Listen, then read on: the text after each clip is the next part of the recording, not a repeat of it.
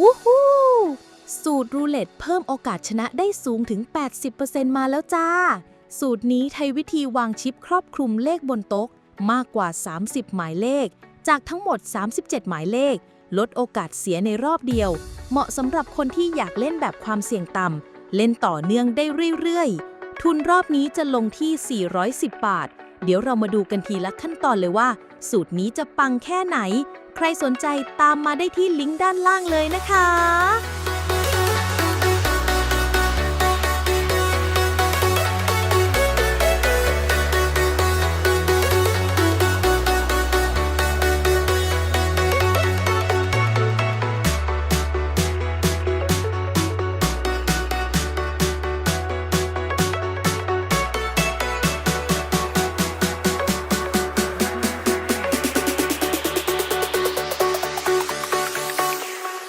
Jack it up.